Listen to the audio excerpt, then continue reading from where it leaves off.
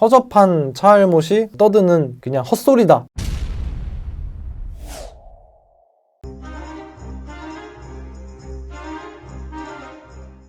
자, 여러분 안녕하십니까, 차알못의 장PD입니다. 오늘은 이제 간만에 두 번째 하는 일본차, 그 댓글에 그게 있더라고요. 캠리 해달라고 하시는 분, 댓글을 많이 달아주신 분이 있는데 프리우스를 더 좋아하긴 해요, 개인적으로. 근데 캠리도 나쁘진 않아서 요즘 또 하이브리드 차량도 괜찮기도 해서 캠리를 해볼까 합니다.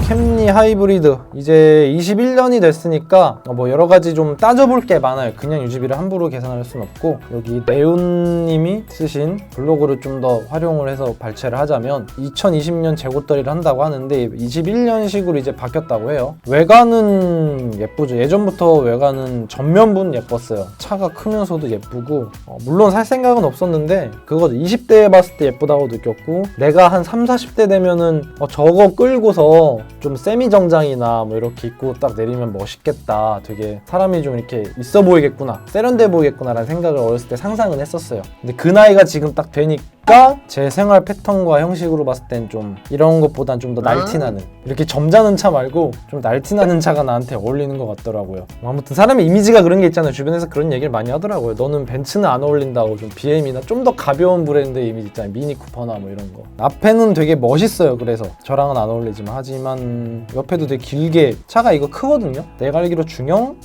사이즈로 알고 있는데, 뒤에가 이게 좀 바뀐 건데 그닥 요 가운데까지는 괜찮은데 이 뒤에 테일램프 이쪽은 뭐 제 취향은 아니에요. 이렇게 C라고 돼 있네. 캠리라서 C인지, 뭐 벤츠도 C클래스라고 해서 이렇게 뒤에 C 넣었잖아요, 패리된 거. 뭐 그거랑 같은 의미인지는 모르겠지만, 뒤에는 BM1 시리즈나 X4가 훨씬 예쁜 것 같아요. 똑같이 이렇게 얇게 할 거면. 어쨌든 개인적인 그냥 개치입니다. 그냥 헛소리로 들으시면 돼요. 허접한 차알못이 떠드는 그냥 헛소리다 라고 이렇게 치부하시면 될 것 같고, 20년 21년 좌우인데 뭐 별 차이는 못 느끼겠네요. 손흥 그림 찾기도 아니고 전 잘 모르겠어요. 측면부도 별 차이 없고, 이제 17인치 18인치 두 가지가 추가됐다. 후면부가 이제 기존에 이거고 이게 바뀐 건데, 확실히 똑같은데 이제 램프의 불빛, 조명이 바뀐 거예요. 요즘에는 뒤에 테일램프 조명이 굉장히 뭐 음영도 주고 LED로 막 더 밝게 하고 그런 게 많이 바뀌잖아요. 그래서 확실히 중고차를 사게 되면은 19년도 이하의 차랑 20년도 이후의 차랑 뒤에 엉덩이 테일램프만 봐도 신형인지 아닌지 알 수 있어요. 기존이랑은 확실히 그 조명 쪽이 많이 바뀌었어요, 보이는 디자인들이. 그리고 실내 디자인은 사실 나는 이 글자가 이렇게 18년형 이게 없을 때는 오른쪽이 신형인 줄 알았거든요. 왼쪽이 구형이고.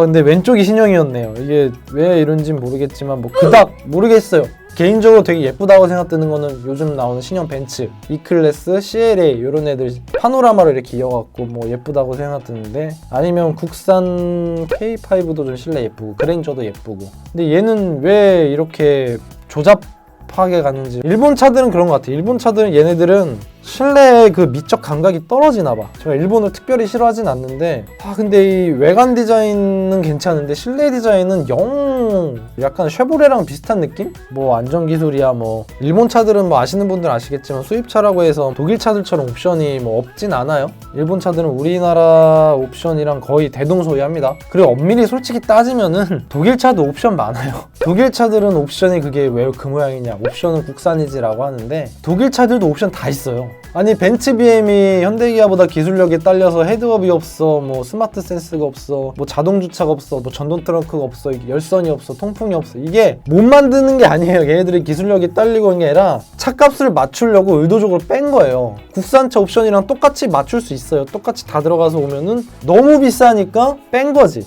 이거 너무 비싸니까 이거 빼고 이거 빼고 이거 빼고 해서 코리아로 들어오는 거죠. 그래서 당연히 국산보다 옵션은 낮고, 하지만 가격대를 어떻게든 싸게 보이려고 하는 거니까. 돈 많으신 분들은 인디오더 해요. 인디오더라는 건 이제 주문 제작. E클래스 인디오더 하면은 뭐 한 2-3천만 원 더 올라갈 거예요. 국산차랑 옵션이 똑같아지면. 타 넣으면 E클래스 가격이 지금 뭐 6-7천 하는 게 그대로 팔리진 않겠죠. 옵션을 뺐는데도 이 정도라니까요. 근데도 비싸다고 하는데, 이건 나중에 내가 이야기를 풀어볼게요. 일본 차도 옵션이 대부분 들어있어요. 제가 이거를 다 일일이 따져보진 않을게요. 어차피 캠리를 이 시국이라고 해서 이제 구매하실 사람은 없겠지만, 애초에 매물도 이 시국 때문에 많이 들어오지 않아서 구매도 힘들다고 해요. 조금 들여왔기 때문에 조금만 팔려도 금방 없어진다고 해요.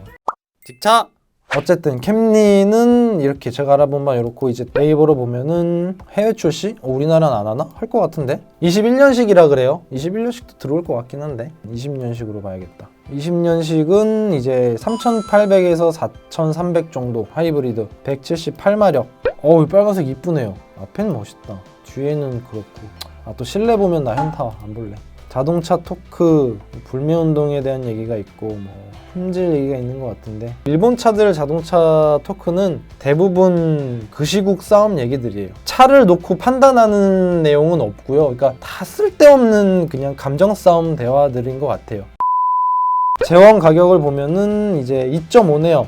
배기량이 좀 높네. 전륜구동에 합산 출력은 211이네. 어쩐지 너무 낮다 했다. 211에 22토크에 연비는 뭐 당연히 엄청나겠죠. 일본의 하이브리드 기술은 거의 세계 탑급이에요. 못해도 세 손가락 안에 들겠죠. 국산보다는 하이브리드 기술은 훨씬 더 뛰어난 걸로 저는 알고 있어요. 확실한 건 그거지. 하이브리드 기술력이 현대기아보다 떨어지진 않아요. 뭐 잘한다고 하면 또 이제 뭐 공격이 들어오겠지만, 내가 그거를 받아칠 만한 정비 지식과 이런 건 없기 때문에 못해도 현대기아보단 하이브리드 기술력이 절대 떨어지지 않는다. 어쨌든 기술력이나 뭐 내구성, 안전도 이런 걸 봤을 때는 그런 쪽으로는 캠리를 보는 것 같아요. 사실 캠리 사는 분들이 그런 거 아니에요? 차가 엄청 예쁘거나 뭐 하차감이 있거나 옵션이 좋거나 가격이 싸다거나 뭐 이래서 사는 거는 거의 아니잖아요. 그거는 이제 국산 소나타 아반떼가 맞는 거고, 캠리를 사시려고 하는 지금 제 채널을 보시는 분들은 아마 뛰어난 연비와 이제 오래 탈 수 있는, 장기 5년에서 10년 이상 탈 수 있는 내구성, 안전성, 뛰어난 연비겠죠. 하이브리드의 기술력에 대한 신뢰도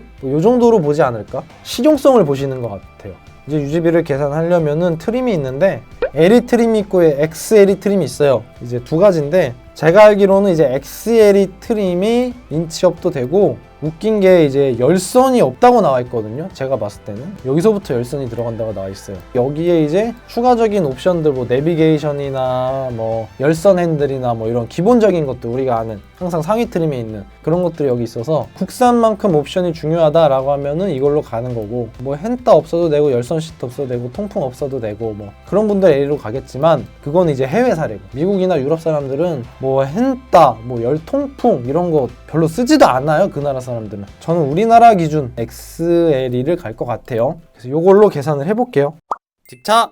차량가는 지금 4,229만 원인데 작년에 한 100만 원 할인했다고 하는데 무슨 똥배짱인지 모르겠어요. 뭐 지금은 세일할 할인가가 안 나왔어요. 지금은 안 나와서 적용을 안 할 건데 모르겠어요. 도요타가 혼다나 뭐 닛산이 이런 데보다 할인을 거의 안 하거든요. 아직까지도. 이러면은 안 되지 않나. 할인을 그래도 뭐 다른 나라는 모르겠는데 우리나라에서 장사를 하려면은 이 시국을 좀 상쇄시키려면 할인을 파격적으로 해야 구매를 하지 않을까. 근데 어쨌든 할인이 없어요. 그래서 좀 이건 지금 사기엔 그렇고, 할인이 없으면 4,229만 원인데 시동열쇠는 이제 하이브리드는 감면 혜택이 있기 때문에 200만 원밖에 안 나옵니다. 시동열쇠는 206만 원에 선납금 이제 빵 60개월 때리면 82만 원, 선납금 30% 60개 하면 59만 원, 선납금 반에 60개라면 43만 원. 그냥 4천만 원대 차량은 요 정도 나오니까 큰 의미는 없고, 요거를 이제 리스로 하게 되면은 선납금 반에 60개월이 43만 원이니까 한 40만 원 후반 정도? 많아야 50? 이 정도? 잔존가치 있는 걸로. 이제 우리가 궁금한 건 유지비잖아요. 차값은 이제 뭐 어떤 차종이든 사실 비슷하거든요. 파사트 해주세요, 뭐 아테온 해주세요, 캠리 해주세요. 유지비 3개 다 비슷해요. 왜냐면 차값이 비슷하니까. 유지비 계산이 이제 어느 정도 저희가 많이 하다 보니까 2천만 원대, 3천만 원대, 4천만 원대 보면 다 알죠. 근데 유지비는 다 다르잖아요. 유지비 계산을 한번 해봅시다. 이게 보험료가 얼마 나오는지. 제가 알기로 일본 차도 보험료가 독일 차만큼 비쌌던 걸로 기억하는데, 이것도 제 나이로 해볼게요. 직차! 일단 2020년식으로 해볼게요. 도요타 2.0 XLE 하이브리드. 얘가 이제 7,000km니까 매달 1,000km 뛴다고 가정을 저희가 하니까 그럼 1년에 12,000, 108만 원. 독일 차랑 똑같네. 그래서 일본 차의 보험료가 궁금하신 분들 있잖아요. 아, 독일 3사는 보험료가 너무 비싸. 그렇다고 국산은 싫고 일본 차가 제일 낫지 않을까? 똑같습니다. 벤츠, BM, 아우디 뭐 물론 벤츠가 더 비싸긴 해요. 몇만 원씩 차이 나지만 국산에서 눈을 돌리면은 중국차 빼곤 다 비싸요. 그래서 보험료 걱정하시는 분들은 걱정하실 필요 없습니다. 독일차만큼 비쌉니다. 물론 조금 싸네, 2만 원. 이제 유류비가 장난 아닌 게, 도요타의 하이브리드 차량은 정평이 났죠. 세계에서. 연비로 몇 년 전까지만 해도 엄청 이슈였는데 연비가 16.7이에요. 대신에 얘는 이제 디젤이 아니라 가솔린 기름을 넣어야 되잖아요. 한 달에 1,000km 뛴다고 가솔린 1,400원 못 패버리면 83,000원이 나와요. 그래서 아직까지는 디젤이 연비가 좋은 것보다도 디젤 가격이 싸서 가솔린보다 싸니까 그게 큰 메리트인 것 같고 세금은 좀 있어요. 64만원, 이게 2496인가 정확히는 64만원이니까 1년에 한 달로 치면 5만원? 5만원 되겠네요. 보험료가 한 달로 치면은 89,000원, 9만원이네. 9 더하기 8이면 17, 5, 22만원. 유지비 22만원 나오네요. 근데 뭐 세차비는 그냥 이번에도 안 더할게요. 뭐 알아서 세차하겠지. 그 정도 뭐 계산할 테니까. 다 더하면 선납금 빵에 50개월 하면은 104만원. 30% 내고 60개월 하면은 80만원 나오고. 선납금 50%에 60개월 하면은 65만원 정도 되네요. 4천만원대 수입 차량은 이 정도라고 보시면 돼요. 그냥 평균적으로. 유독 기름값이 싼 거거든요. 그래서 이 정도인데 기름값이 좀 많이 나가는 연비가 안 좋은 차량이면은 한 달에 유지비가 최소한 80 이상 나갈 테고 연비가 좋아. 그렇다고 치면은 한 최소 70만 원대. 최소 금액이에요. 선납금 반을 낸 거니까. 풀할부 때리면 일단 기본적으로 100은 다 넘어가요. 이렇게 보시면 될 것 같아요. 실제 구매할지 안 할지 모르겠지만 저는 모르겠어요. 예전 같았으면은 샀을 수도 있는데 이 시국 이후로 이제 중고차 감가가 심할 것 같아서. 차는 나쁘진 않은 건 다 알잖아요. 이 차 자체가 엉망진창 막 중고차 같다 이런 건 아니잖아요. 분명히 차 자체는 뛰어나고 괜찮은 차라는 건 알아요. 뭐 디자인 이런 거 빼고서 이 차 자체의 완성도나 조립이나 이런 거는. 그런데 문제가 감가인 거죠. 예전이랑은 다르죠. 예전에는 다 이제 일본 차들도 이 시국 터지기 전까지는 잘 팔리고 있었고 서비스도 되고 해서 감가가 그리 심하지 않았는데 이제 다 철수하고 안 사고 하는 그런 비인기 브랜드로 빠져버리면은 감가율이 굉장히 커요. 그래서 나중에 이 차를 내가 폐차 때까지 타겠다라는 사람이 예전엔 많았지만 지금은 전기차 시대가 오면서 이 시점에 새 차를 사는 사람들은 폐차 때까지 타기 힘들잖아요. 전기차로 넘어갈 생각을 다들 하기 때문에 그래서 이 차를 나중에 되파는 것까지 생각을 안 할 수가 없는 것이고 지금 2021년에 차를 산다고 하면 그거를 생각했을 때 저는 뭐 캠리뿐만이 아니라 일단 일본 차도 비인기 수입차 종으로 분류해서 감가가 심하지 않을까. 지금이야 만족해도 나중에 팔 때 후회할 것 같아서 기왕이면 수입차를 저는 벤츠, BM 뭐 이 정도만 사요. 감가 때문에 그래요. 전에도 말했죠. 전 푸조 좋아해요. 푸조, 포드, 캐딜락 뭐 이런 거 좋아하는데 저 같은 놈이 좀 변태죠. 감가 때문에 선택을 못 하는 거죠. 돈이 진짜 많으면 할 거예요. 제가 정말 부자가 되면 감가고 나발이고 이탈리아의 뭐 줄리아 로메오인가? 뭐 진짜 우리나라에 2대 있는 차 있어요. 중고 매물로. 다 사고 싶어요. 뭐 그런 거, 감가 심한 거. 돈이 없다 보니까 되팔 걸 생각하면은 선택의 여지가 없어요. 비인기 차종이 차가 더 싸긴 해요. 중고차가 감가가 심하니까. 감가가 어차피 내가 사도 또 되니까 그냥 가장 감가가 적은 벤츠, BM 정도. 뭐 아우디까지 할 수도 있고 폭스바겐 뭐 이 정도까지. 개인적인 생각이에요. 그냥 어쨌든 선택은 여러분들이 하는 거고.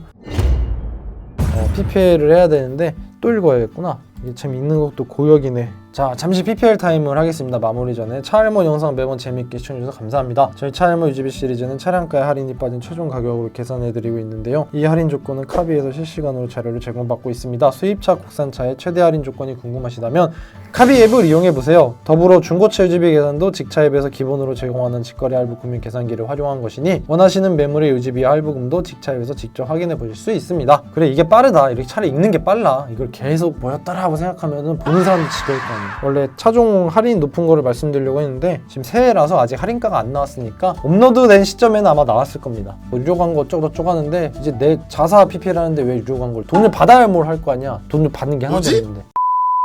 여러분들의 의견을 댓글로 남겨주세요. 여러분들은 어떻게 생각하시나요? 캠리, 유지비, 일본 브랜드는 이 나쁜 땡땡땡땡 하면서 뭐 이런 제목은 짓지 않을 테니까 여러분들의 생각을 적어주세요. 유지비 원하시는 것도 적어주시고 요즘 신차가 나와야 되는데 21년에 신차가 나온다는 소식은 많은데 아직 안 나와서 유지비를 뭘 해야 될지 또 고민이 많이 되네. 아무튼 진짜로 영상은 여기까지 하겠습니다. 시청해주셔서 대단히 감사합니다.